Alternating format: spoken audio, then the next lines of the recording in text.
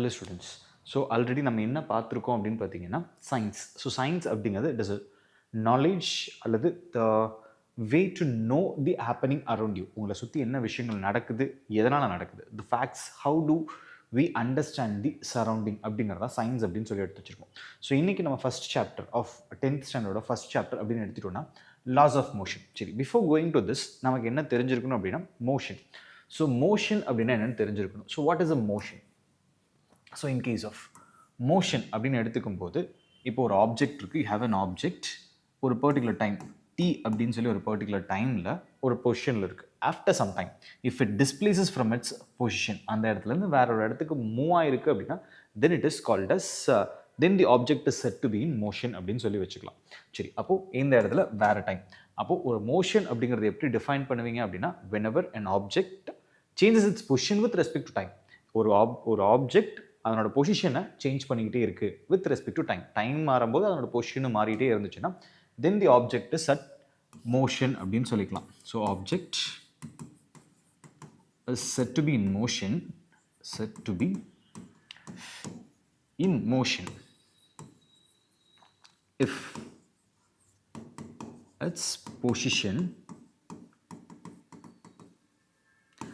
changes with time. Okay, சரி, அப்போ இது வந்து மோஷன்னு சொல்லியாச்சு. அப்போது ரெஸ்ட் அப்படின்னா so if object remains in the same position with respect to time. So அப்போ இந்த இடத்துல ரெஸ்ட் அப்படிங்கிறது this is also related with time கூட தான் ரிலேட் ஆகிருக்கும். So object remains in same position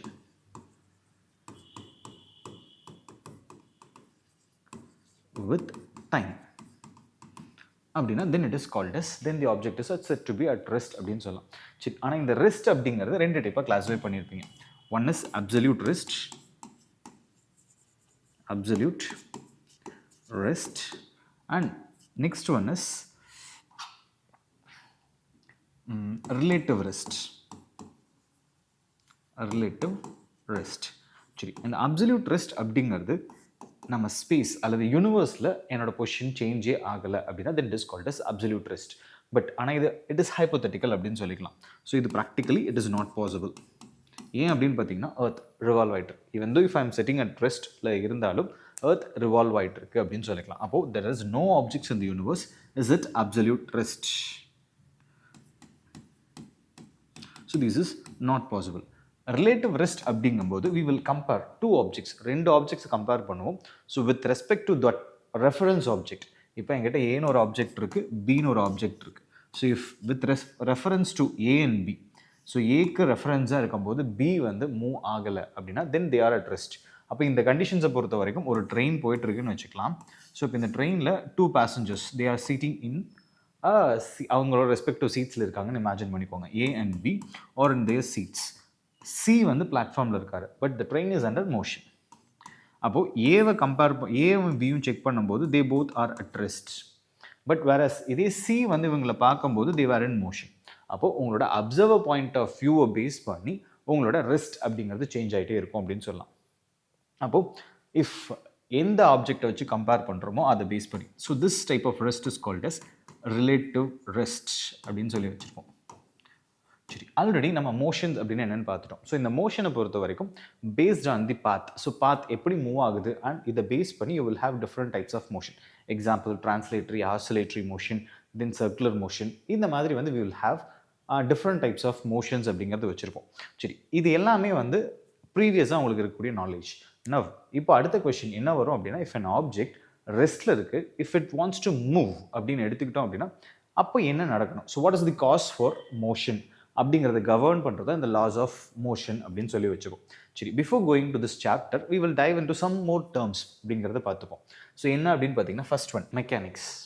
so mechanics அப்படிங்கிறது சிம்பிளாக என்ன சொல்லுவோம் அப்படின்னு பார்த்தீங்கன்னா it is the study of effect of force on the object.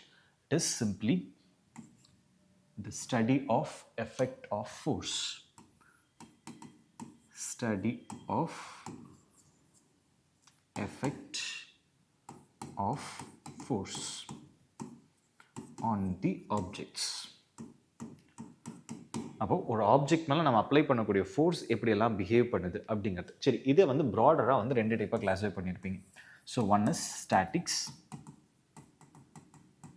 another one is dynamics. சரி, இன் கேஸ் ஆஃப் ஸ்டாட்டிக்ஸ் அப்படின்னு எடுத்துக்கிட்டிங்க அப்படின்னா it is the study of object at rest. So ரெஸ்ட்டில் இருக்கும்போது அதை பற்றி படிக்கிறத வந்து we used to call it as statics. அப்போ இதே வந்து இதை எங்கே படிப்போம் அப்படின்னு பார்த்தீங்கன்னா it is the study of objects at motion. அப்போ இதில் என்ன படிப்போம் அப்படின்னு பார்த்தீங்கன்னா nature of motion and cause for motion. Nature and cause. So இது ரெண்டையும் பார்த்துருப்போம். சரிப்பா, இந்த ஸ்டாட்டிக்ஸ் அப்படிங்கிறது ரெஸ்ட்டில் இருக்குது அப்படிங்கும்போது what to they have properties அப்படின்னு பார்த்தோம் அப்படின்னா so they will have gravitational potential energy. So gravitational potential energy,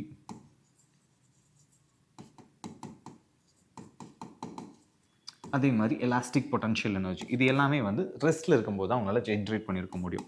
so elastic potential energy. இது போக யூ ஹாவ் செப்பரேட்டாக வந்து சார்ஜஸை பற்றி படிப்போம். So you will have charges. ஒரு எலக்ட்ரிக் சார்ஜஸ் ரெஸ்ட்டில் இருக்குது அப்படிங்கும்போது த சார்ஜஸ் அட் ரெஸ்ட் அப்படின்னு எடுத்துக்கிட்டிங்கன்னா that is called as your electrostatics. இதே வந்து ஃப்ளூயிட்ஸ் அட் ரெஸ்ட் அப்படிங்கும்போது that is considered to be your hydrostatics. So இதெல்லாம் தான் வந்து நம்ம காமனாக வந்து ஒரு ஆப்ஜெக்ட் ரெஸ்ட்டில் இருக்கும்போது நம்ம இதை பற்றி படிக்கக்கூடிய விஷயங்கள்னு வச்சுக்கலாம். பட் மோஸ்ட்லி இதே டைனமிக்ஸ் அப்படின்னு எடுத்துக்கிட்டோம் அப்படின்னா this will B broadly classified into 2 categories. One is kinematics, another one is kinetics.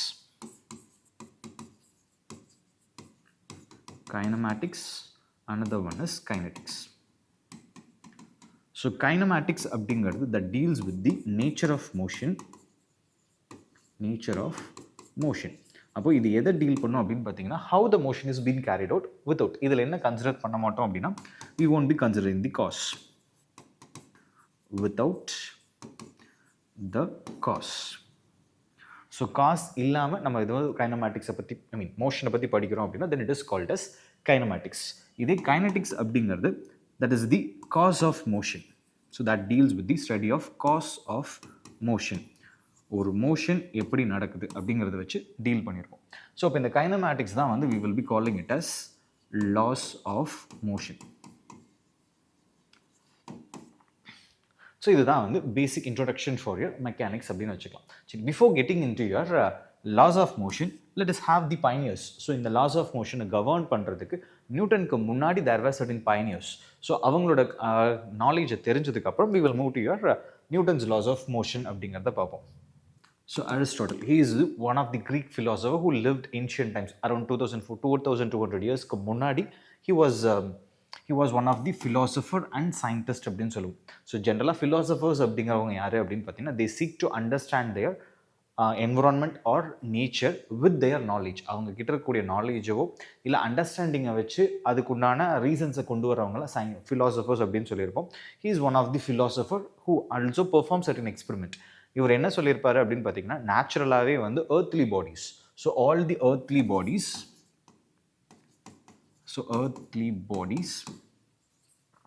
ஒரு நேச்சுரல் ஸ்டேட் அப்படிங்கிறது ரெஸ்ட். ஸோ நேச்சுரல் ஸ்டேட் அப்படிங்கிறது ரெஸ்ட் அப்படின்னு சொல்லியிருப்பார். ஏன் அப்படின்னா ஸோ whenever ஒரு ஆப்ஜெக்டை நான் ஃபோர்ஸ் கொடுத்து மூவ் பண்ணியிருக்கேன் அப்படின்னா if there is no external force இல்லாமலே வந்து என்ன வருது அப்படின்னு பார்த்தீங்கன்னா இட் கம்ஸ் டு ரெஸ்ட் அப்படிங்கிறது அவரோட அப்சர்வேஷன்லேருந்து சொன்ன விஷயம். அதே மாதிரி அந்த மாதிரி மோஷனுக்கு பேர் என்ன சொல்லியிருப்பாருன்னா natural motion.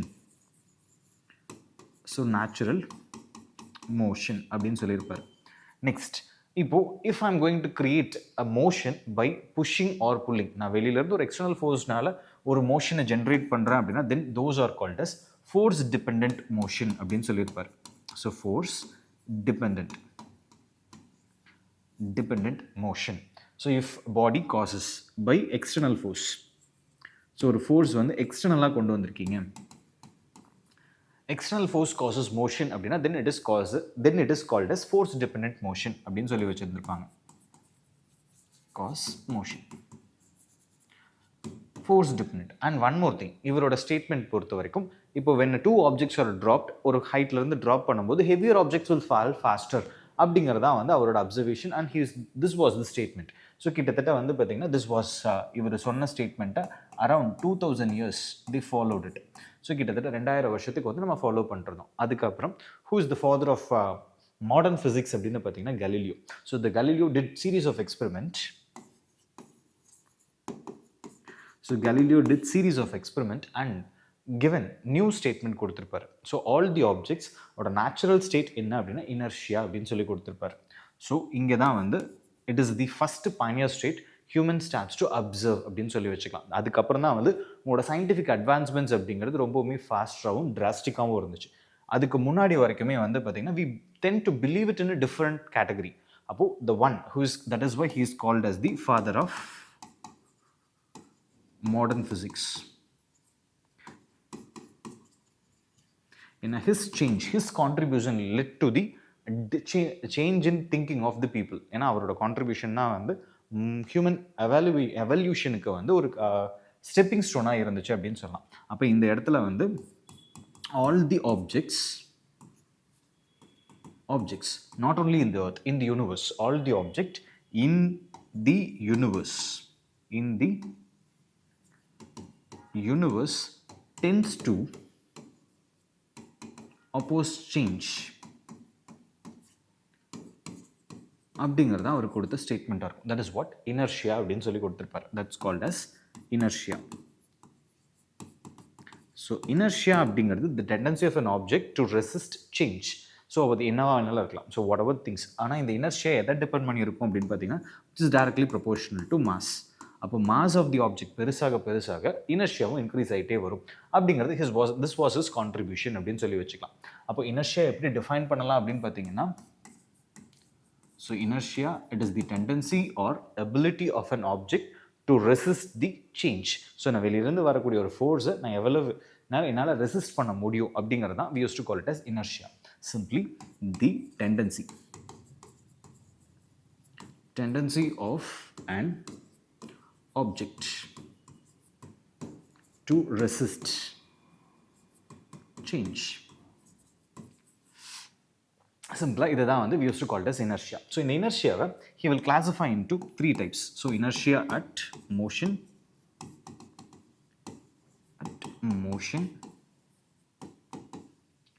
inertia at rest,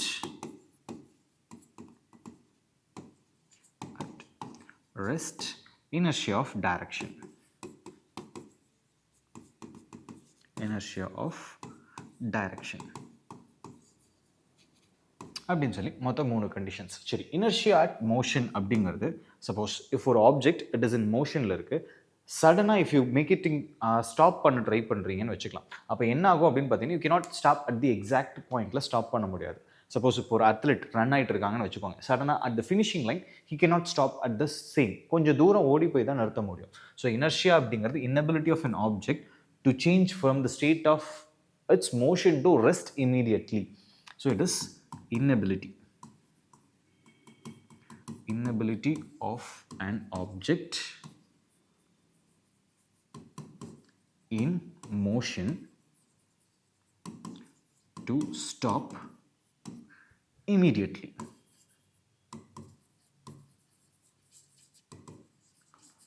so இமீடியட்டாக வந்து உங்களால் ஸ்டாப் பண்ண முடியல அப்படிங்கிறது. இதுக்கு எக்ஸாம்பிள், சப்போஸ் இப்போ ஒரு வண்டி ஓடிட்டு இருக்கக்கூடிய வண்டியில் இருந்து நான் இறங்கணும், பஸ்ஸில் ரன்னிங் பஸ்லேருந்து இறங்கணும் அப்படிங்கும்போது so the person has to run along with the bus.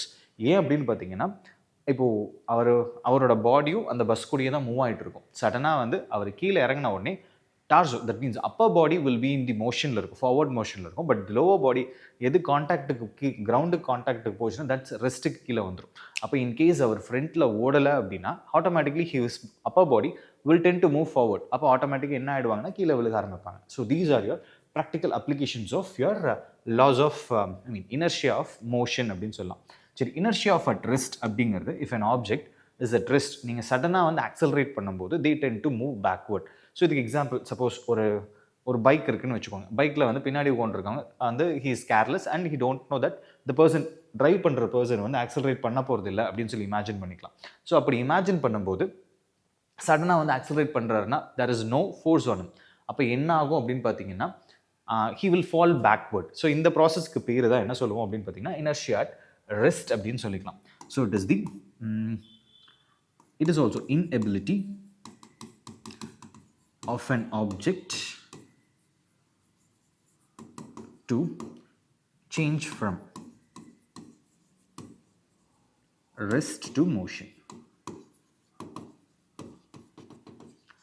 Next is direction. Suppose இப்போ நீங்கள் காரில் போயிட்டு இருக்கீங்க, suddenly if you want to turn right side turn பண்ணணும் அப்படிங்கும்போது automatically the person inside அல்லது passenger inside the car they tend to move left sideல வந்து left side doorல வந்து சாயிற மாதிரி இருக்கும்.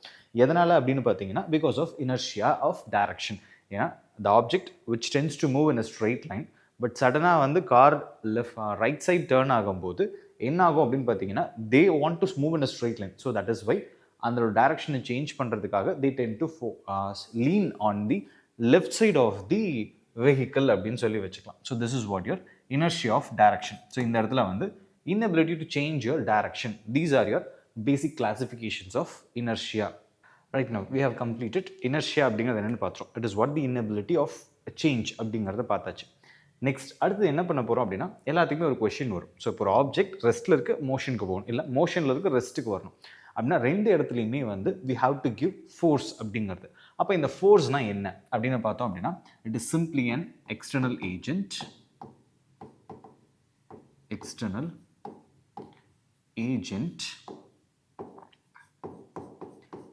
applied on a body that cause change. ஒரு சேஞ்சை cos பண்ணும். So இதை தான் வந்து we used to call it as force அப்படின்னு சொல்லி வச்சுருப்போம். இந்த ஃபோர்ஸை ஜென்ரலாக வந்து we will be classifying into two types based on connectivity. So force ட்ரான்ஸ்ஃபரன்ஸை பேஸ் பண்ணி ரெண்டு டைப் பிரிச்சிருப்பீங்க. One is contact force, another one is non-contact force. சரி, ஒன்று contact force, another one is non-contact force. இந்த இடத்துல டிரான்ஸ்ஃபரன்ஸ் எப்படி இருக்கும் அப்படின்னு பார்த்தீங்கன்னா தி ஆப்ஜெக்ட்ஸ் தே ஹாவ் இன்டர்கனெக்ஷன்ஸ். அப்போ ஏலேருந்து ஒரு ஃபோர்ஸ் பிக்கு ட்ரான்ஸ்ஃபர் பண்ணோம் அப்படின்னா they will be linked one way or other way. இந்த ரெண்டுக்கு மேலே சர்ஃபேஸில் வந்து லிங்க்ஸ் இருக்கும். So that is called contact force அப்படின்னு சொல்லலாம். இதுக்கு common example you can have push or pull. So இதை வந்து we used to call it as contact force. In case of non-contact force அப்படின்னு எடுத்துக்கிட்டிங்க அப்படின்னா so transference will be without contact. So இந்த இடத்துல transfer of force அல்லது transfer of effect வந்து without contactல இருக்கும். Without contact. That means இதில் வந்து பார்த்தீங்கன்னா you have got two forces. So one gravitational force, gravitational, magnetic, electrostatic,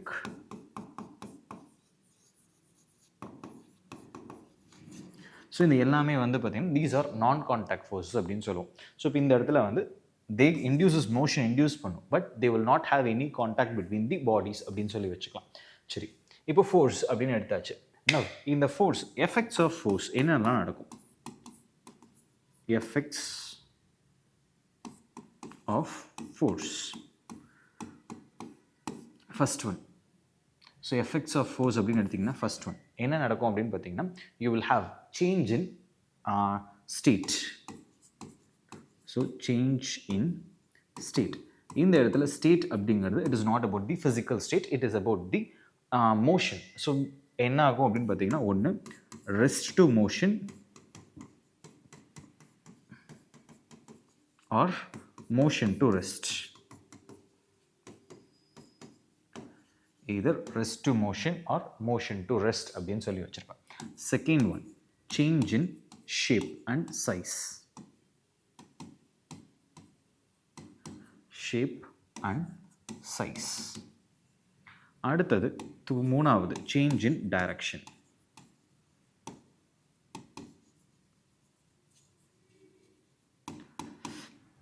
and one more thing, இனிஷியலாக ஒரே டைரக்ஷன், மோஷன் இருக்கக்கூடிய அதே டைரக்ஷனில் என்னோடய ஃபோர்ஸும் இருக்குது அப்படின்னா change in velocity.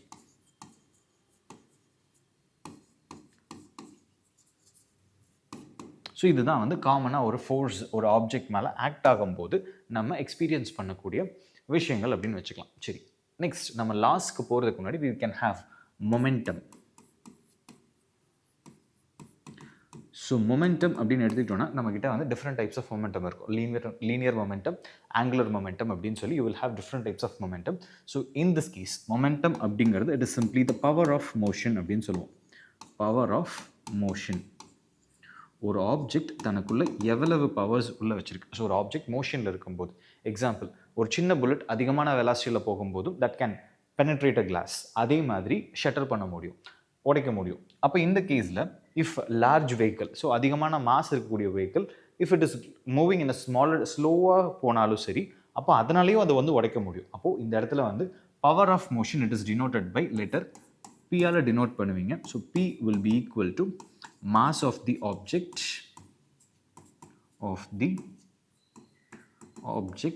multiplied by velocity. So velocity of the object. So this is called as your power of motion அல்லது momentum. அப்போ இதனோட யூனிட் அப்படின்னு எடுத்துக்கிட்டீங்க அப்படின்னா kilogram metre per second. That is what your unit. Okay, now we will come to your Newton's first law of motion. Laws of physics la vandu this plays a one of the important law அப்படினு சொல்லி வச்சுக்கலாம். So அப்போ Newton's first law of motion. Newton's first law. So it is also called as law of inertia. Inertia அப்படின்னு எடுத்து வச்சிருப்போம். So இது ஏன் law of inertia அப்படின்னு சொல்கிறோம் அப்படின்னா, ஏன்னா இது இனர்ஷியாவோட டெஃபினேஷன் பேஸ் பண்ணியிருக்கும். ஸோ வென்எவர், ஸோ இப்போது ஆல்வேஸ் இதில் என்ன சொல்லியிருப்போம் அப்படின்னா, always objects continue to be in same state of rest or in uniform motion. அந்த யூனிஃபார்ம் மோஷன் எப்படி இருக்குன்னா ஸ்ட்ரெயிட் லைனில் இருக்கணும். யூனிஃபார்ம் மோஷன் இன் அ ஸ்ட்ரெயிட் லைன். ஸோ ஒரு ஆப்ஜெக்ட் நான் எப்போவுமே என்ன கண்டிஷனில் இருக்கும் அப்படின்னு பார்த்தீங்கன்னா, ஒன்று நான் ரெஸ்ட்லேயே இருக்க ட்ரை பண்ணும், இல்லைன்னா யூனிஃபார்மாக ஒரே லைனில் ஸ்ட்ரெயிட்டாக போகிறதுக்கு மட்டும் ட்ரை பண்ணிகிட்ருக்கோம். எப்போ வரைக்கும் அப்படின்னு பார்த்தீங்கன்னா, unless an external force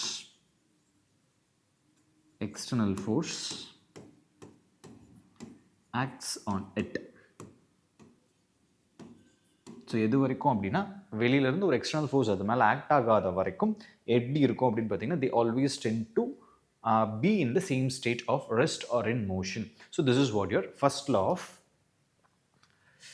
Newton's first law of motion அப்படின்னு சொல்லி வச்சுக்கலாம்.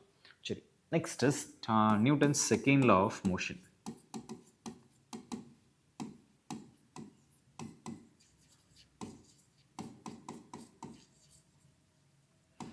Newton second law of motion. இப்போ இந்த இடத்துல change in state.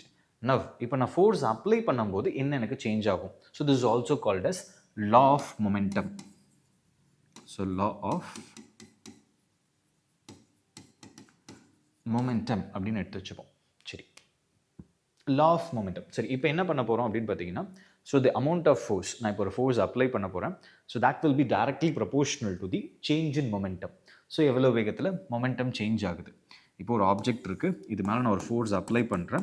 It is moving with initial velocity, யூங்கிற வெலாசிட்டியில் மூவ் ஆகிட்டு இருக்கு. நான் ஒரு இந்த ஃபோர்ஸை வந்து I'm going to apply it for a time period of tங்கிற செகண்ட். அதனால் என்ன ஆகுது அப்படின்னு பார்த்தீங்கன்னா, this object will attain. So கண்டிப்பாக வந்து மாஸ் சேஞ்ச் ஆக போகிறது கிடையாது. This object will attain a velocity of v after this particular time of second. அப்போது இந்த இடத்துல என்னோட லா என்ன டிஃபைன் பண்ணும் அப்படின்னு பார்த்தீங்கன்னா, so the force applied on a body is directly proportional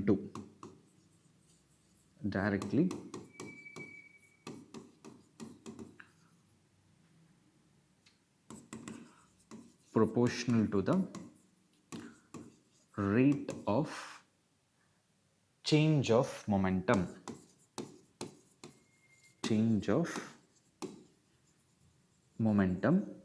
எப்படி அப்படின்னு பார்த்தீங்கன்னா in the direction of force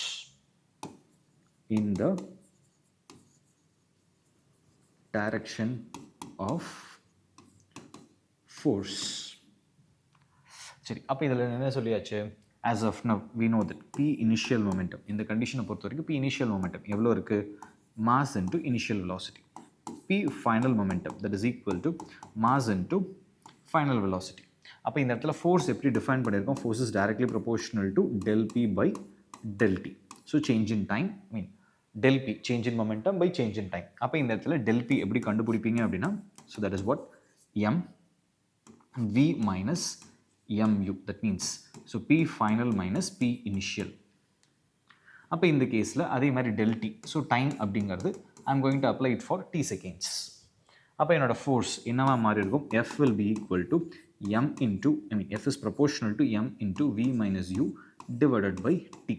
already நம்ம ஒரு ஃபார்முலா படிச்சிருப்பீங்க last year you might have learned equations of motion அதில் v is equal to u plus at such that அப்போ a will be equal to v minus u divided by t. அப்போ இதை தூக்கி replace பண்ணிட்டோம் அப்படின்னா f is proportional to mass into acceleration அப்படின்னு எடுத்துக்கலாம் அப்போ இந்த ப்ரொபோர்ஷனலை ரிமூவ் பண்ணுறதுக்கு you will add a constant f is equal to k into ma. So this k value என்ன எடுத்துகிட்டு போனால் 1 யூனிட்டி அப்படின்னு எடுத்துப்போம் ஏன்னா நியூட்டன்ஸை பொறுத்த வரைக்கும் 1 யூனிட் அப்படிங்கிறத எடுத்துப்போம் சரி அப்போ இதை பேஸ் பண்ணி we have defined unit so unit அப்படின்னு எடுத்துக்கிட்டோன்னா it is Newton so capital என்ல டினோட் பண்ணுவோம் சரி அப்போ இந்த 1 நியூட்டன் அப்படிங்கிறத எப்படி டிஃபைன் பண்ணலாம் அப்படின்னு பார்த்தீங்கன்னா so 1 Newton is the amount of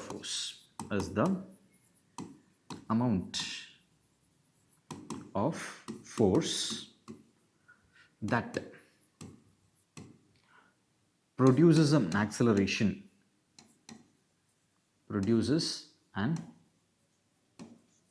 acceleration of 1 meter per second square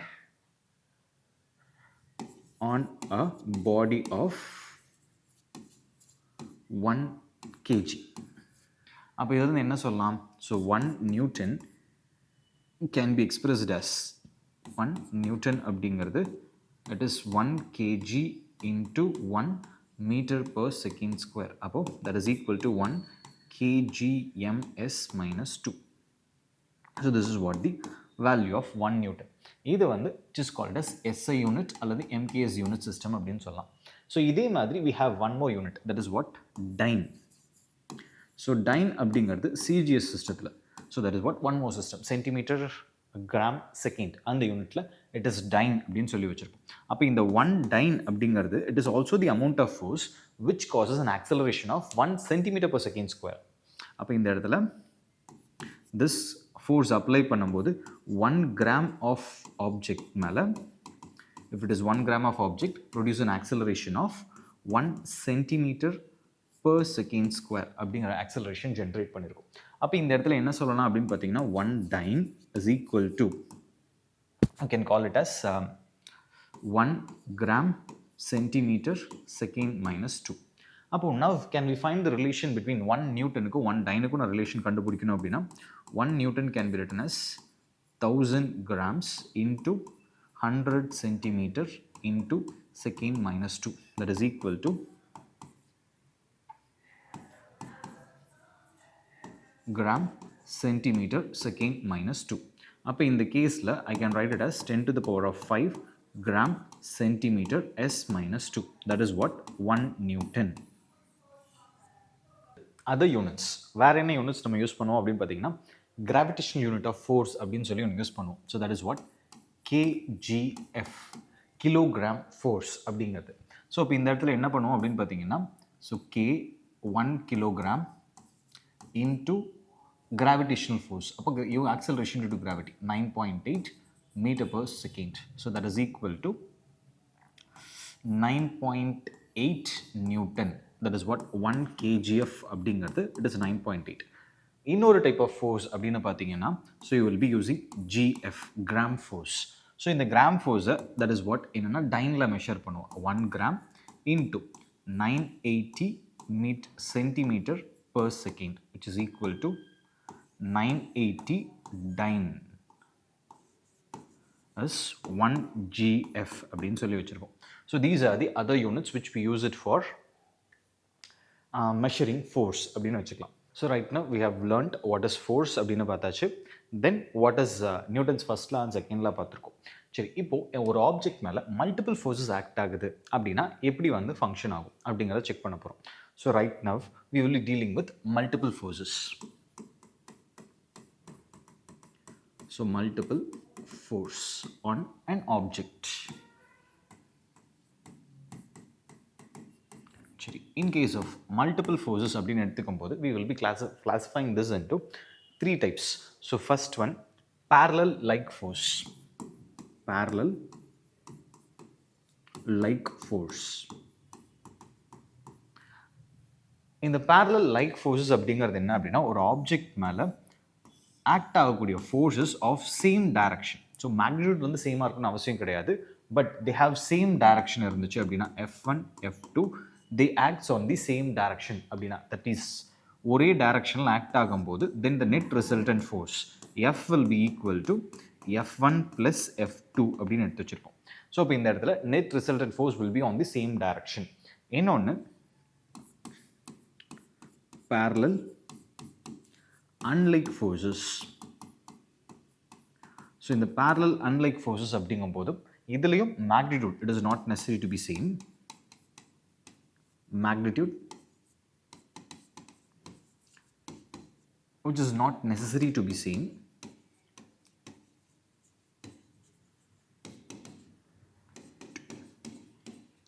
But they are exactly in opposite direction. Parallel இருக்கு but they are opposite in direction. Opposite in direction. அப்படிங்கும்போது இந்த இடத்துல என்ன ஆகும் அப்படின்னு பார்த்தீங்கன்னா என்னோட net resultant force will be the difference between the forces. Suppose இப்போ இங்கே வந்து F1 opposite sideல F2 அப்படின்னு ஆக்ட் ஆகுது அப்படின்னா my resultant force Fr will be equal to F1 minus F2. So magnitude வந்து F1 minus F2. Direction எதை depend பண்ணியிருக்குன்னா the which one is the greatest force. So direction depends on the largest force. எது வந்து அதிகமாக இருக்கும் larger force. So இது வந்து if it is parallel. இப்போ there are certain cases it is not necessary that எனக்கு multiple forces different direction act ஆகுது அப்படின்னு சொல்லி பார்க்கும்போது suppose non-parallel forces. So in the non-parallel forces அப்படிங்கிறது you have to know about vectors. So இப்போ இதனோட resultant எல்லாமே எதை depend பண்ணியிருக்கும் அப்படின்னு பார்த்தீங்கன்னா you will have vector calculation depend பண்ணியிருக்கும். So that you will learn it in later அப்படின்னு சொல்லி வச்சுப்போம். F1 F2 F3 அப்படின்னு எடுத்துக்கும்போது என்னோட resultant vector Fr vector will be equal to F1 vector plus F2 vector plus F3 vector. But இது எல்லாத்தையுமே we will be dealing it in next near classes. So உங்களோட regular science foundations அப்படின்னு சொல்லி எடுத்துருப்போம்ல அதில் வந்து you can see this. So இப்போ இந்த இடத்துல you have one more type of force அப்படின்னு சொல்லி வச்சுக்கலாம். சரி, இப்போ the resultant force. So resultant force அப்படிங்கிறது ஸோ மல்டிபிள் ஃபோர்ஸஸ் ஆக்ட் ஆகும்போது த நெட் ஃபோர்ஸ் ஆக்டிங் ஸோ எல்லாத்தையும் சேர்த்து ஒரே ஃபோர்ஸாக எவ்வளோ ஆக்ட் ஆகுது அப்படிங்கிறது தான் ரிசல்டன்ட் ஃபோர்ஸ் அப்படின்னு சொல்லுவோம். So the net force on an object due to multiple forces multiple force is called as resultant force அப்படின்னு சொல்லுவோம். சரி, இந்த resultant force பேஸ் பண்ணி you have classified as balanced and unbalanced force. So balanced force அப்படிங்கிறது இந்த இடத்துல F resultant எப்படி இருக்கும் அப்படின்னு பார்த்தீங்கன்னா will be equal to 0. அப்போ this does not cause என்ன பண்ணாது அப்படின்னா cause motion, no motion. So இதனால வந்து ஆப்ஜெக்ட் எந்த மோஷனையும் ஜென்ரேட் பண்ணாது. In case of unbalanced force, if there is an unbalanced force, அப்போ இந்த கேஸில் என்ன பண்ணும் அப்படின்னா it always resultant force கண்டிப்பாக இருக்கும். resultant force அப்படிங்கிறது கண்டிப்பாக உங்களுக்கு இருக்கும். அப்போ இந்த resultant force இருக்குது அப்படின்னா that led to the cause of motion. So right enough அப்போது மல்டிபிள் ஃபோர்ஸ் ஆக்ட் ஆனாலும் த நெட் ரிசல்டன்ட் ஃபோர்ஸ் இருந்துச்சு அப்படின்னா தென் தி ஆப்ஜெக்ட் கண்டிப்பாக மூவ் ஆகும் அப்படின்னு சொல்லி வச்சுக்கலாம். சரி, நெக்ஸ்ட் அடுத்தது என்ன பார்க்க போகிறோம் அப்படின்னா right enough we have seen parallel forces ஒரே ஆக்சிஸில் ஆக்ட் ஆகுது அப்படிங்கும்போது we have seen it. But if they are acting at different line of axis, ரெண்டுக்குமே வந்து ஆக்ட் ஆகக்கூடிய ரெண்டுக்குமே வந்து வேறு வேறு ஃபோர்ஸ் அண்ட் ஆப்போசிட் டைரக்ஷனில் ஆக்ட் ஆகுதுன்னு வச்சுப்போம். Suppose I have got a rod, இப்போது ஒரு ஃபோர்ஸ் இந்த சைடும் இன்னொரு ஃபோர்ஸ் இந்த சைடும் ஆக்ட் ஆகுது அப்படிங்கும்போது this create a turning effect. So இதுக்கு பேர் தான் வந்து we use to call it as moment of force அப்படின்னு சொல்லி வச்சுருக்கோம். So moment of force it is also called as torque. So இந்த லெட்டர் இதை வந்து சிம்பிள் என்ன சிம்பிள் யூஸ் பண்ணுவீங்க? Tau. So Greek letter TAU tau use பண்ணி சிம்பிளை வந்து ரெப்ரசென்ட் பண்ணியிருப்போம். இது எப்படி டிஃபைன் பண்ணலாம் அப்படின்னு பார்த்தீங்க அப்படின்னா, ஸோ டார்க் அப்படிங்கிறது the turning effect produced by a force which is acting perpendicular. So கண்டிப்பாக வந்து இந்த ரெண்டுக்குமே பெர்பெண்டிகுலர் டிஸ்டன்ஸ் இருக்கும். You will have the distance two equal and opposite forces கண்டிப்பாக. ஸோ இந்த side F1 F2 two equal and opposite forces acting at two different line of action. So இப்போ இந்த இடத்துல இங்கே லைன் ஆஃப் ஆக்ஷன் இஸ் ஒரு point, இங்கே ஒரு action ஒரு பாயிண்டில் இருக்குது. அப்படிங்கும்போது on two different line of ஆக்ஷன்ஸில் ஆக்ட் ஆச்சு அப்படின்னா then it can generate a turning motion from a fixed point. அப்போது when two equal and opposite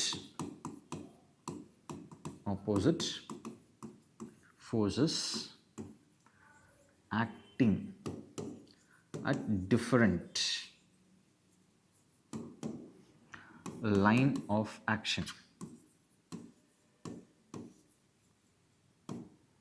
it causes a turning effect. It causes a turning effect. So இந்த turning எஃபெக்ட்டுக்கு பேர் தான் என்ன சொல்லுவோம்னா moment of force or torque. சரி, இந்த இது எப்படி கண்டுபிடிப்போம் அப்படின்னா torque tau will be equal to magnitude of force multiplied by perpendicular distance between the forces.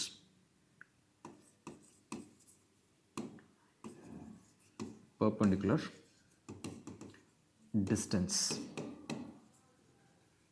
between the force. அப்போ இந்த கேஸில் என்ன ஆகும் அப்படின்னு பார்த்தீங்கன்னா tau will be equal to F into D. அப்போது if this is the distance between ரெண்டு ஃபோர்ஸ்க்கு நடுவில் இருக்கக்கூடிய டிஸ்டன்ஸ் D அப்படின்னு எடுத்துக்கும் போது torque tau will be equal to F into D. அப்போ இதனோட யூனிட் அப்படின்னு பார்த்தோம் அப்படின்னா it is Newton metre. So unit of torque is Newton metre. சரி, இப்போது இந்த இடத்த பொறுத்த வரைக்கும் எனக்கு எப்படி இருக்குன்னு பார்த்தீங்கன்னா I have got two directions. So இப்போ இப்படி இருக்கும்போது என்னோட rotation will be in this direction. அப்போ இது என்ன மொமெண்ட் அப்படின்னு சொல்லுவீங்கன்னா இட் இஸ் ஆன்டி கிளாக்வைஸ்.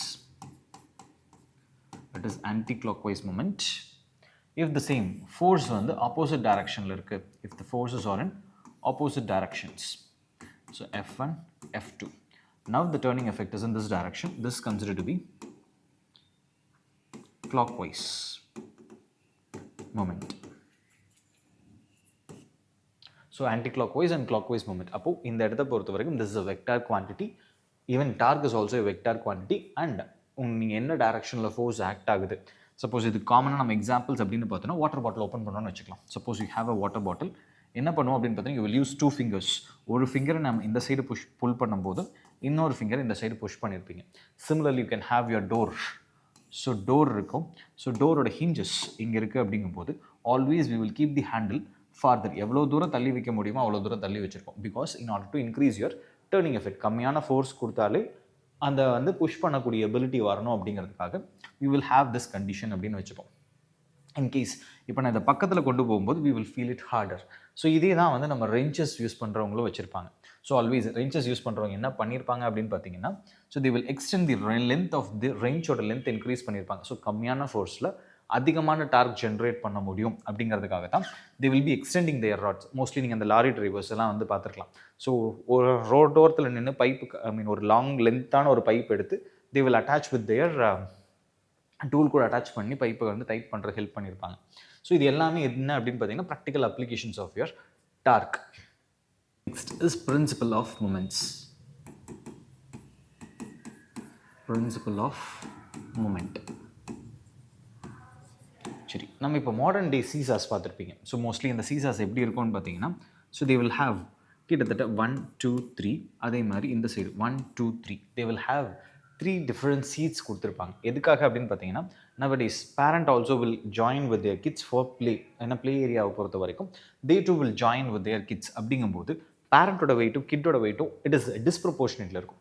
அப்போது இன் ஆர்டர் டு யூஸ் என்ன பண்ணலாம் அப்படின்னு பார்த்தீங்கன்னா, இதே சீசாவை 2 பேருமே சேர்ந்து விளையாடணும் அப்படிங்கிறதுக்காக they have designed this. இதை வந்து எப்படி டிசைன் பண்ணியிருக்காங்க அப்படின்னு பார்த்தீங்கன்னா, சப்போஸ் இஃப் கிட்டை வந்து நான் இந்த சைடில் உட்கார வச்சுட்டு பேரண்ட் இங்கே உட்காரும்போது இந்த சைடில் வரக்கூடிய மொமெண்ட்டும் இந்த சைடில் வரக்கூடிய மொமெண்ட்டும் பேலன்ஸ் ஆகும்போது the child can enjoy the same seesaw with the adult அப்படிங்கிற மாதிரி. ஸோ இப்போ இந்த பிரின்சிபலை தான் வந்து we used to call it as principle of moment அப்படின்னு வச்சுப்போம். So we have a fulcrum. So நடுவில் ஒரு fixed point that is also pivot. So இந்த பிவோட்டில் 2 side I am going to suspend 2 weights W and W. So கிட்டத்தட்ட வந்து this is what the force. அப்போது now this is D1 W1 D2 W2. அப்போது இங்கே act ஆகிற force அப்படின்னு பார்த்தீங்கன்னா F that is equal to W2. அப்போ இங்கே ஆக்ட் ஆகக்கூடிய ஃபோர்ஸ் அப்படின்னு பார்த்தோம் அப்படின்னா, so that F is equal to F2 F1 and this is F2. அப்போ F1 will be equal to W1. இந்த W1 எப்படி எழுதலாம் அப்படின்னு பார்த்தீங்கன்னா, mass M1 into G. So this can be written as M2 into Gன்னு எடுத்துக்கலாம். அப்போது இந்த சைடில் ஜென்ரேட் ஆகிற மொமெண்ட் வந்து பார்த்தீங்கன்னா என்ன மொமெண்ட்ஸ் இருக்குன்னா anti clock wise moment. So this is clock wise moment. If these two are equal, then they will come to an equilibrium.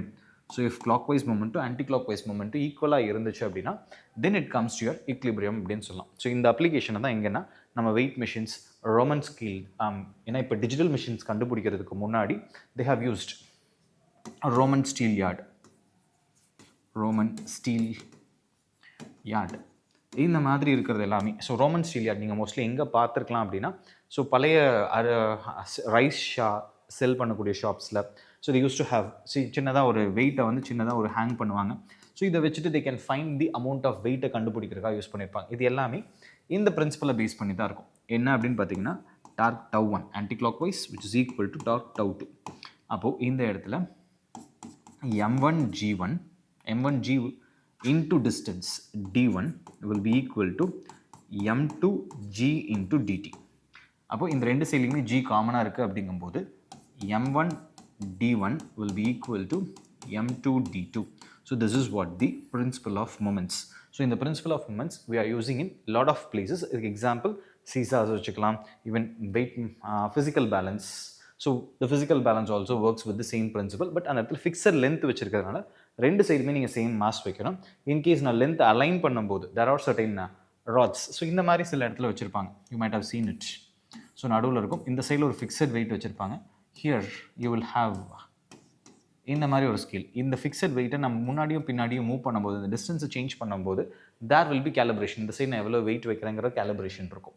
So இந்த மாதிரியும் there were weight scales, olden டேஸில் weight scales வச்சுருந்தாங்க. So these are the applications of your principle of moments அப்படின்னு சொல்லி வச்சுக்கலாம். சரி, இப்போ we have seen Newton செகண்ட்லாம் பார்த்துட்டோம். ஸோ நியூட்டன் செகண்டில் என்ன சொல்லி வச்சுருக்கோம், rate of change of momentum is called as force அப்படின்னு சொல்லி வச்சுருக்கோம். அப்போது இந்த இடத்த பொறுத்த வரைக்கும் அடுத்த ஸ்டேட் என்ன பண்ண போகிறோம் அப்படின்னா, இப்போ நான் ஒரு ஃபோர்ஸ் அப்ளை பண்ணுறேன். அப்போ சடனாக வந்து if I am going to change impulse அப்படின்னு சொல்லி வச்சுருக்கோம். இம்பல்ஸ். ஸோ இம்பல்ஸ் அப்படிங்கிறது என்ன அப்படின்னா, very large amount of force acting in a short period of time. இப்போ ஒன்றும் இல்லை, நீங்கள் ஒரு கிரிக்கெட் விளையாடுறீங்கன்னு வச்சுக்கோங்க. உங்கள் பாலும் பேட்டும் எவ்வளவு நேரத்துக்கு காண்டாக்ட் இருக்கோ அதை பேஸ் பண்ணி தான் வந்து நீங்கள் ரொம்ப ஸ்லோவாக ஸ்ட்ரைக் பண்ணுறதுக்கும் ஃபாஸ்ட்டாக ஸ்ட்ரைக் பண்ணுறதுக்கும் டிஃப்ரென்ஸ் இருக்கும். When you strike at a slower rate the ball and the bat will have larger contact time. அப்போ கம்மியான டிஸ்டன்ஸ் ட்ராவல் பண்ணும். இஃப் அதே சேம் டைம் பாலும் ஃபாஸ்ட்டாக இருக்குது, நீங்கள் ஸ்ட்ரோக் பண்ணுறது ஃபாஸ்ட்டாக இருக்குன்னா பாலுக்கும் பேட்டுக்கும் இருக்க காண்டாக்ட் டைம் ரொம்ப கம்மியாக இருக்கும். That means they will have larger impulse இருக்கும், இம்பல்சிவ் ஃபோர்ஸ் ரொம்ப அதிகமாக இருக்கும். ஸோ தட் என்ன அப்படின்னு பார்த்தீங்கன்னா உங்களோட பால் ட்ராவல் பண்ணுற டிஸ்டன்ஸ் அதிகமாக இருக்கும். That's what impact will be more. அப்போ இம்பல்ஸ் அப்படிங்கிறது என்ன சொல்லலாம் அப்படின்னு பார்த்தீங்கன்னா very large amount of force acting for a short period. ஒரு ஷார்ட் பீரியடில் ஆக்ட் ஆகுது அப்படின்னா then it is called as impulse அப்படின்னு சொல்லிக்கலாம். So impulse it is denoted by J which is equal to force into time.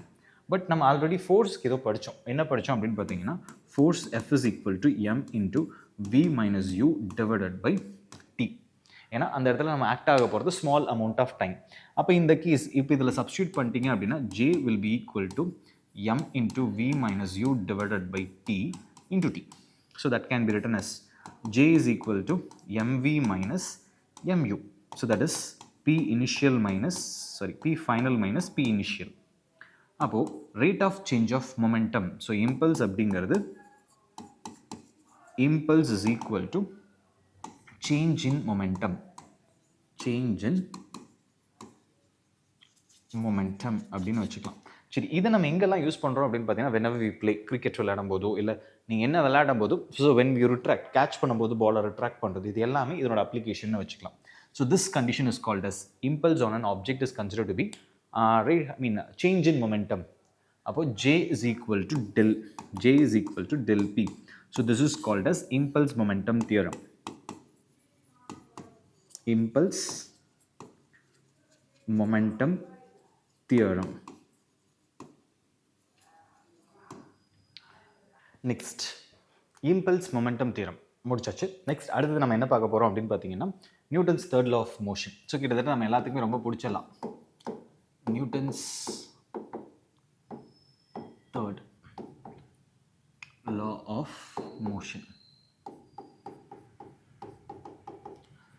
இதில் என்ன சொல்லுவோம் அப்படின்னு பார்த்தீங்கன்னா for every action there is an equal and opposite reaction அப்படின்னு சொல்லிக்கலாம்.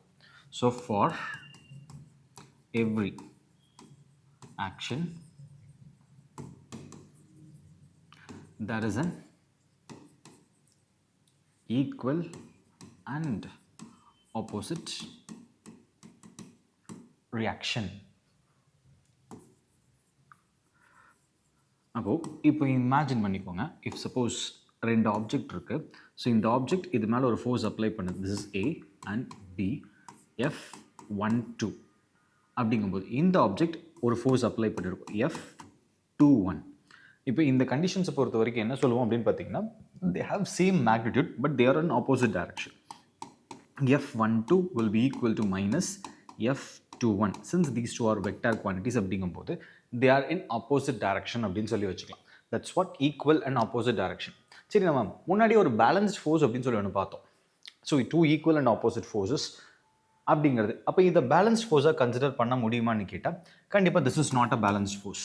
Even though this is equal and opposite ஃபோர்ஸாகவே இருந்தாலும் this is not a balanced force. ஏன் அப்படின்னு சொல்லி யோசிச்சு பார்க்கும்போது என்ன சொல்லலாம் அப்படின்னு பார்த்தீங்கன்னா இந்த இடத்துல the force which acts on two different bodies. So ரெண்டு டிஃப்ரெண்ட் பாடிஸில் வந்து இந்த ஃபோர்ஸ் ஆக்ட் ஆகுது அப்படிங்கும்போது கண்டிப்பாக இந்த ஃபோர்ஸ் வந்து ஒரு மோஷனை கிரியேட் பண்ணும். So that is why this is not considered as balanced force அப்படின்னு சொல்லிக்கலாம். இதுக்கு காமன் எக்ஸாம்பிள் அப்படின்னு பார்த்தீங்கன்னா வாக்கிங் ஆர் ஸ்விம்மிங். ஏன்னா வாக் பண்ணும்போது நம்ம என்ன பண்ணுறோம் அப்படின்னு பார்த்தீங்கன்னா நம்ம ஃபூட்டை வச்சு வி ஆர் ப்ரெஷ் நம்ம ஃபோர்ஸை வந்து we are giving it to the எர்த்துக்கு நம்ம ஃபோர்ஸ் கொடுக்குறோம். But the earth also gives the same amount of force on us. So that's make us to move. இதே தான் ஸ்விம்மிங்க்கும் போட்டை ரோ பண்ணுறது இது எல்லா ப்ராசஸுமே வந்து Newton's third law of motion, even propulsion of rocket. So propulsion of rockets. So இந்த propulsion of rocket அப்படிங்கிறது we will be ஸோ ஃபியூவலில் பேர்ன் பண்ணி கண்டினியூஸ் த்ரெஸ்ட் கொடுத்துக்கிட்டே இருக்கும். ஸோ எது வரைக்கும் கண்டினியூஸ் த்ரெஸ்ட் கொடுப்போம் அப்படின்னு பார்த்தீங்கன்னா so they should reach a velocity, ஒரு பர்டிகுலர் வெலாசிட்டி ரீச் பண்ணணும். ஸோ அந்த வெலாசிட்டி ரீச் பண்ணும்போது they will have the ability to move out of Earth's gravitational field. So the minimum velocity, so the velocity required by a satellite or rocket. Satellite or rocket to move out of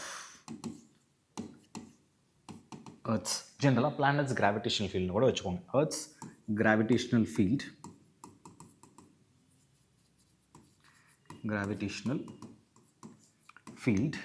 is called as escape velocity.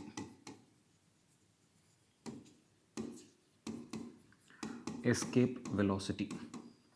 So நம்மளோட Earthோட escape velocity அப்படின்னு பார்த்தீங்க அப்படின்னா so VE will be equal to approximately it is 11.2 kilometer per second. ஒரு செகண்டுக்கு if the rocket has the ability to move 11.2 kilometers அப்போ நான் கண்டினியூஸாக வந்து ஆக்சலரேஷன் கொடுத்துட்டே இருக்கும்போது the velocity keeps on increasing. அப்போ எது வரைக்கும் என்னோட velocity ரைஸ் ஆகணும் அப்படின்னா ஒரு செகண்டுக்கு it has to cover approximately 11.2 kilometres. அப்போது 11,200 மீட்டர்ஸ் ஒரு செகண்டுக்கு கவர் பண்ணும்.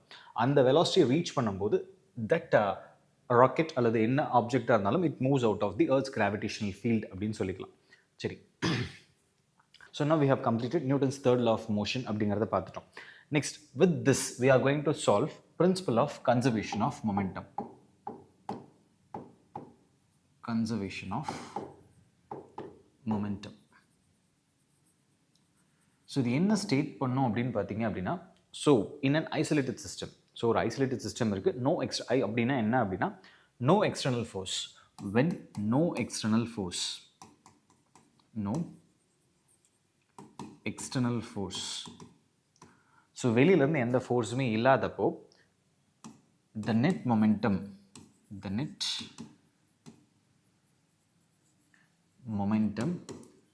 in a system of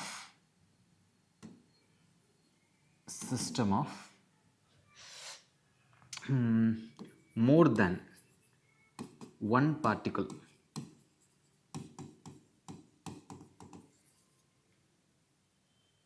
is always constant.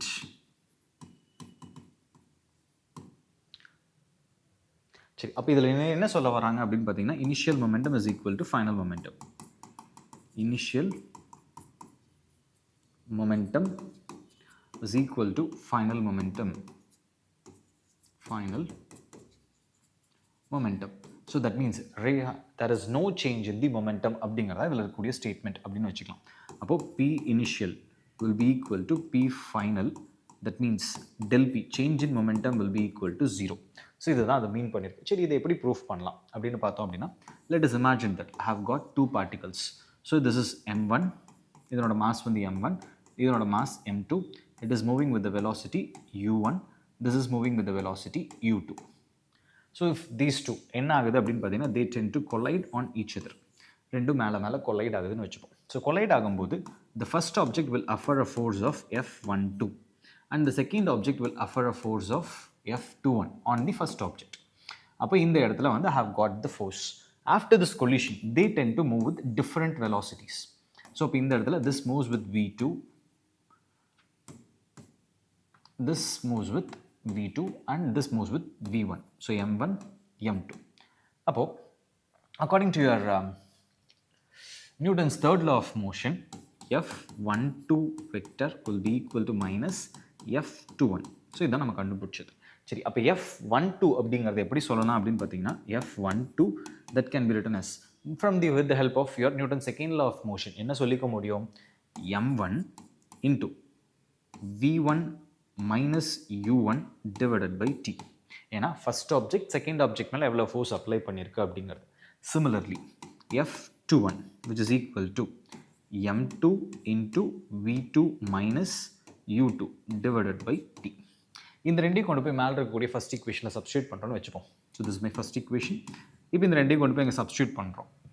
அப்போ என்ன வந்துடும் m1 v1 minus m1 u1 divided by t will be equal to minus of m2 v2 minus m2 u2 divided by t. So இதை t and t will get cancelled. Now rearrange பண்ணிங்க அப்படின்னா m1 v1 minus m1 u1 which is equal to minus m2 v2 plus m2 u2. சரி, இப்போது இது இந்த side கொண்டு போய்க்கலாம். So அப்போது m1 v1 plus m2 v2 that is equal to m1 u1 plus m2 u2. So இப்போ இது வந்து p1 ஓட ஃபைனல், இது p2 ஓட final plus which is equal to இது p1 இனிஷியல் ப்ளஸ் p2 ஓட இனிஷியல். அப்போது இந்த இடத்துல என்ன சொல்லலாம்? ஸோ அப்போது initial momentum is equal to final momentum, therefore it is conserved அப்படின்னு வச்சுக்கலாம். அப்போது திஸ் கேஸ் இந்த மாதிரி ஒரு கொலிஷன் நடக்கிறது எங்கே நடக்கும் அப்படின்னு பார்த்தீங்கன்னா, this type of collision is called as elastic collision. So elastic collisionல எனர்ஜியுமே கன்சர்வ்ட் ஆயிருக்கும். So that means so both momentum and energy is conserve. But நார்மலாக மற்ற எல்லா டைப் ஆஃப் கொலிஷன்ஸ்லையுமே வந்து பார்த்திங்கன்னா மொமெண்டம் கன்சர்வ்டாக இருக்கும், energy is not necessary to be conserved அப்படின்னு வச்சுக்கலாம். ஸோ இதை பேஸ் பண்ணி தான் நம்ம வந்து ரீகாயில் ஆஃப் கன் அப்படிங்கிறதையும் நம்ம கண்டுபிடிப்போம். So recoil of gun. So நார்மலாக வந்து என்னன்னு பார்த்தீங்க அப்படின்னா, you will have muscle powers. So அதிகமான கன் இருக்கிறதுக்கு மசில் பவர் அப்படின்னு சொல்லியிருக்கோம். ஸோ ஏன்னா கன்னோட வெயிட் அதிகமாக இருந்துச்சு அப்படிங்கும்போது தி ஹாவ் டு சப்போர்ட், புல்லட்டோட வெயிட் அதிகமாக இருக்கும்போது கன்னோட வெயிட் சப்போர்ட் பண்ணும் அப்படின்னு எடுத்து வச்சுருப்பீங்க. அப்போது இனிஷியலாக வந்து பார்த்தீங்கன்னா எம்ஐ கன்னோட weight into velocity of gun plus mass of bullet into velocity of bullet, this will be equal to 0. எப்போ அப்படின்னு பார்த்தீங்கன்னா புல்லட்டை ஃபயர் பண்ணுறதுக்கு முன்னாடி. அப்போ புல்லட்டை ஃபயர் பண்ணதுக்கப்புறம் என்ன ஆயிரும்னா, புல்லட் என்ன வேகத்தில் போகுது அப்படிங்கும்போது mass of gun into velocity of gun. இந்த வெலாசிட்டி எப்படி இருக்குன்னா புல்லட் போகிறதுக்கு ஆப்போசிட்டில் இருக்கும். பிகாஸ் இனிஷியல் மொமெண்டம் இஸ் 0 அப்படிங்கிறனால அதை நல்லிஃபை பண்ணுறதுக்காக. Plus mass of the bullet into velocity of bullet, that will be equal to 0. அப்போ ரீகாயில் வெலாசிட்டி அப்படிங்கிறது எப்படி கண்டுபிடிக்கலாம் அப்படின்னு பார்த்தீங்கன்னா, so mass of the bullet into velocity of the bullet divided by mass of the gun. அப்போது இதனால தான் வந்து புல்லட் ஹெவியாக இருக்கக்கூடிய புல்லட்டுக்கு மசில் பவர், தட் மீன்ஸ் கன்னோட வெயிட்டுமே வந்து அதிகமாக இருக்கும் அப்படின்னு சொல்லலாம். So that is the reason for constructing the guns of heavier weights for larger bullets, அதாவது வெயிட் அதிகமாக இருக்கக்கூடிய புல்லட்ஸ்க்கும் இந்த கண்டிஷன்ஸ் யூஸ் பண்ணியிருக்கோம். These are your practical applications of your law of conservation of momentum. Next என்ன பார்க்க போகிறோம் அப்படின்னா கிராவிடேஷனல் ஃபோர்ஸ். ஸோ இப்போ இதனோட அப்ளிகேஷன்ஸ் எல்லாமே பார்த்தாச்சு. நவ் இப்போ நியூட்டன் இன்னொரு கான்ட்ரிபியூஷனும் பண்ணியிருப்பார், லாஸ் ஆஃப் மோஷன் கூட இன்னொரு கான்ட்ரிபியூஷனும் பண்ணியிருப்பார். தட்ஸ் வாட், அவர் மேலே ஆப்பிள் விழுந்துச்சு. ஸோ அதை வச்சுட்டு he design the theory of universal law of gravitation அப்படிங்கிறது எல்லாமே வச்சுருப்போம். சரி, அப்போ நியூட்டன்ஸோட இன்னொரு கான்ட்ரிபியூஷன் அப்படின்னு பார்த்தீங்க அப்படின்னா Newton's law of gravitation, Newton's universal law of gravitation, universal law of gravitation. சரி, அதுக்கு இந்த லாவை ஸ்டேட் பண்ணுறதுக்கு முன்னாடி we should know what is a gravitation. So, gravitation அப்படிங்கிறது a force of attraction, simply a force of attraction எதுக்கு நடுவில், between two bodies எங்க, in the universe, in the universe அப்படிங்கிறது தான் வந்து தட் இஸ் கால்ட் கிராவிடேஷன் அப்படின்னு சொல்லி வச்சுப்போம். அப்போது கிராவிடேஷனும் கிராவிட்டி ஒன்னான்னு கேட்டால் gravity is the special case of gravitation. Gravity அப்படிங்கிறது it is special case of gravitation between எதுக்கு நடுவில்னு பார்த்தீங்க அப்படின்னா ஏர்த்துக்கும் ஏர்த்தை சுற்றி இருக்கக்கூடிய ஆப்ஜெக்ட்ஸுக்கும், between earth and the object around the earth.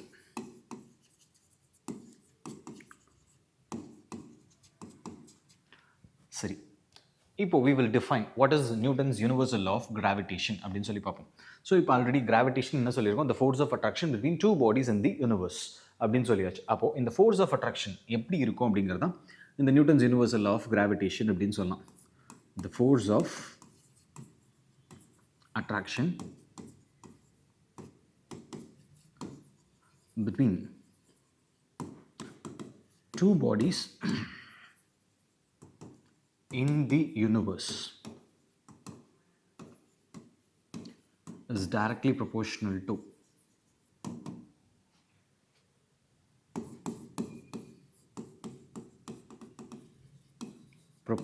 the product of their mass and inversely proportional to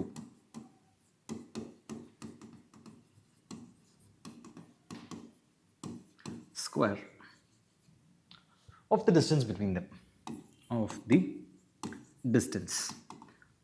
அப்போ இப்போ இதில் என்ன சொல்லியிருக்காங்க அப்படின்னு பார்த்தீங்கன்னா, you have got two objects, அந்த ரெண்டு ஆப்ஜெக்ட்ஸோட மாஸ் m1 m2ன்னு வச்சுப்போம். அந்த ரெண்டு ஆப்ஜெக்ட்ஸையும் செப்பரேட் பண்ணியிருக்க distance I have got two objects. So இது சென்டர், இன்னொரு object I have got another centre. இந்த ரெண்டுக்கும் நடுவில் இருக்க டிஸ்டன்ஸை வந்து let me keep it as r. Now இதனோட மாஸ் இஸ் m1, இதனோட மாஸ் m2. ஓகே, அப்போ இந்த ஸ்டேட்மெண்ட் என்ன சொல்லியிருக்காங்க, f is proportional to m1 m2. Next, f is proportional to 1 by r square. இது ரெண்டையும் சேர்த்து we can call it as f is proportional to m1 m2 divided by r square. அப்போ இந்த proportionality remove பண்ணுறதுக்கு you will add a constant capital G that is called as Newton's universal gravitational constant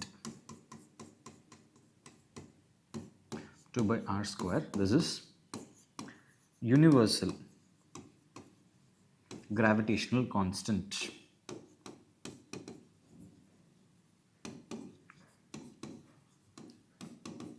so இதை கண்டுபிடிச்ச method வந்து பார்த்திங்கன்னா கேவெண்டிஷ் method அப்படின்னு சொல்லி இதனோட வேல்யூ கண்டுபிடிச்சிருப்பாங்க. ஸோ இந்த வேல்யூ என்ன அப்படின்னு பார்த்தீங்கன்னா, capital G will be equal to 6.67 into 10 to the power of minus 11 Newton kg minus 2 meter square. So இதுதான் வந்து உங்களோட யூனிட் ஆஃப் கிராவிடேஷன் அப்படின்னு வச்சுக்கலாம். சரி, so this value is independent of mass. So எந்த ஆப்ஜெக்டோட சைஸை பற்றியோ இல்லை மாஸை பற்றியோ எதை டிபெண்ட் பண்ணியோ இருக்காது அப்படின்னு சொல்லிக்கலாம். சரி, இப்போது இந்த ஒரு ஆப்ஜெக்ட் அண்ட் ஃப்ரீ ஃபால் அப்படின்னு எடுத்துக்கும் போது, ஸோ நார்மலாக வந்து எர்த் சர்ஃபேஸ், ஸோ இங்கேருந்து இருக்குது. ஸோ கண்டிப்பாக இந்த ஹைட் அப்படிங்கிறது as of we will be comparing ரொம்பவுமே கம்மியாக இருக்குன்னு வச்சுக்கலாம். அப்போது திஸ் வில் அட்டைன் என்ன ஆகுது அப்படின்னு பார்த்தீங்கன்னா, this will be moving towards the earth. ஏன்னா இப்போ இந்த கிராவிடேஷனல் ஃபோர்ஸ் FGனால தான் எனக்கு நியூட்டனோட ஃபோர்ஸ் மோஷனில் ஜென்ரேட் ஆகிற ஃபோர்ஸ் ஈக்குவலாக இருக்குது. அப்போது gravitational force will be equal to force due to motion வச்சுக்கலாமா? அப்போது இந்த இடத்துல நமக்கு என்ன தெரியும் அப்படின்னு பார்த்தீங்கன்னா, ஃபோர்ஸ் டியூ டு மோஷனில் ஜென்ரேட் ஆகிறது எப்படி கண்டுபிடிக்கலாம்னா, மாஸ் இன்ட்டு ஆக்சலரேஷன் எடுத்துக்கலாம். பட் இந்த இடத்துல பிகாஸ் இந்த ஆக்சலரேஷனோட டேர்மை we will be converting into G, because ஏன்னா இந்த இடத்துல ஃபோர்ஸ் வந்து கிராவிடேஷனல் ஃபோர்ஸ் அப்படிங்கிறதுனால this is consider to be acceleration due to gravity.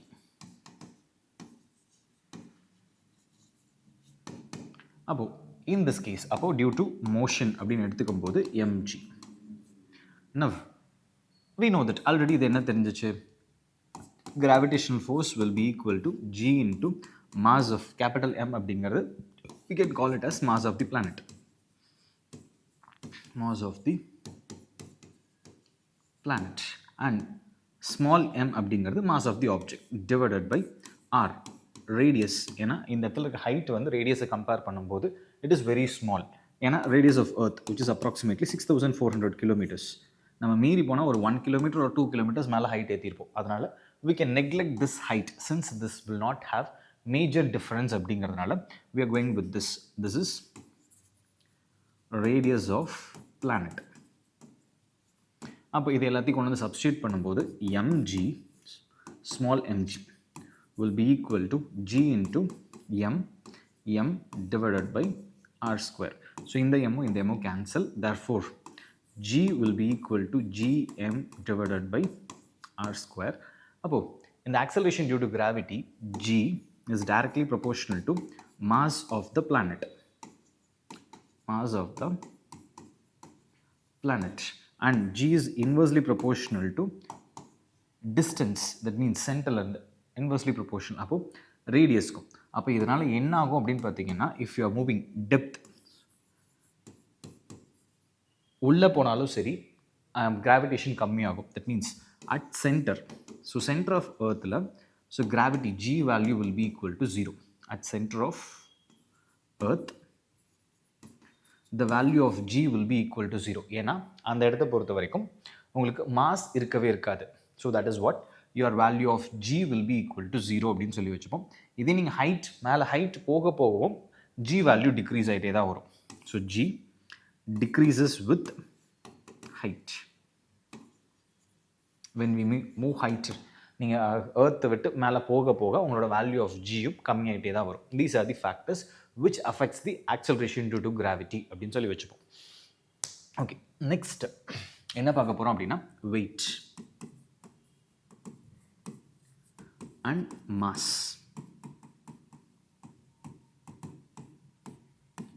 Next is weight and mass. So weight and mass அப்படின்னு சொல்லும்போது, so weight அப்படிங்கிறது it is simply gravitational pull. Gravitational pull of the planet. But இது வந்து amount of substance அல்லது quantity of substance அப்படின்னு சொல்லலாம். Quantity of substance. சரி, அப்போ இந்த கேஸில் இப்போ என்னோட யூனிட் அப்படின்னு எடுத்துக்கிட்டோம்னா weight will be equal to mass into gravity. அப்போ வெயிட் இஸ் நியூட்டன்.